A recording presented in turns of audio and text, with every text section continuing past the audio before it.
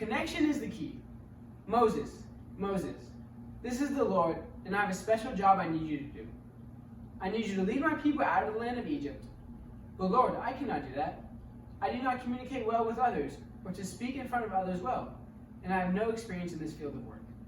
And to make things worse, I do not know how to lead anyone. Have you ever felt like Moses in a similar situation, where you have put yourself in a position of leadership? If you have not, I am sure that someday soon you will be given some type of responsibility in which you will need to lead others. Because of that, it is necessary to learn the most important skill.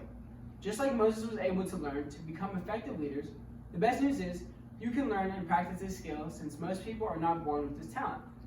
John Maxwell, one of the most influential authors and speakers of our time and an expert in the field of leadership, identifies this most important skill to learn in order to be effective leaders. And it is knowing how to connect to others in order to be effective communicators.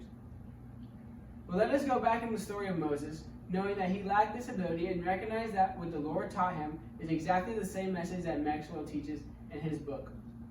And this is in order to effectively lead others. A person has effectively communicate, but in order to do that, they must first learn how to connect to others. No matter the size of the audience, the format, or environment, a connection with the audience, those who receive the message must occur. Why is this important? When connecting to others, it forces the communicator to put others first, and when this happens, trust develops, which then results in positive behavior and results. So what does it mean to put those under you first? It means that there is an identification of needs of your audience. Whether it is an individual or a group of employees that work for you, an audience that is listening to you, or maybe it's a room full of teenagers to whom you are ministering to. No matter what the format, environment, or size, it is necessary to recognize the needs and how they can be met in order for communication to be effective. For example, maybe an individual or a team of workers needs to deal with morale, job security, or working conditions. Maybe the needs of an audience is to recognize they need valuable information to learn. Or it could be that an audience of teenagers has a spiritual need that has to be recognized. No matter who the audience is, who is receiving the communication, in order to be a connector, it is necessary to meet their needs first. Why do you ask? This is so important. When people's needs are met, trust is developed. Trust is the firm belief in the character, strength, or trust, or the truth of someone or something. Motivation, teamwork, the behavior of employees, or a change in thinking or believing will not occur with trust between the receivers and the communicators. Why was Moses able to lead thousands of people through unbelieving and trying difficulties such as walking through the powerful Red Sea, or struggling through times of hunger and thirst? Because Moses understands the needs of the people and is willing to meet their needs by taking them to the Lord. When the Israelites identified that Moses connected to them and recognized their needs, they began to trust and to follow Moses. Moses was then able to lead them.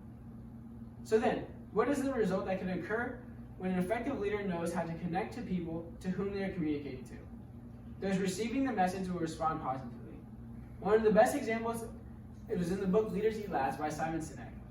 The author tells the story of when he was visiting a military base, he was watching with amazement the teams of men and women working together, accomplishing common goals, handling conflict, finding solutions, and communicating among themselves. When Sinek asked the officer in charge how he get these men and women to produce at such a high level, the officer responded, "It is because the eaters eat last." Eating last? What is so significant about that? It means that you observe, identify with, meet the needs of others, and in doing so, you essentially serve them first. This is the result of connection. The result of positive outcomes will happen when the children of Israel witnessed and observed that Moses understood their needs. He put them first and served them with responsibility accordingly. Of course, as Christians, we are able to rely on developing the skill of being connected to those the Lord's help and guidance.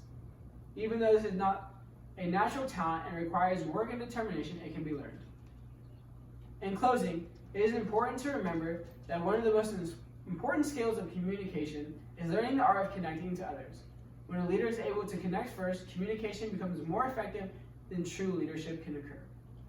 Maybe you and I need to learn the skill of letting others sit down at the dinner table and eat before we take our first bite.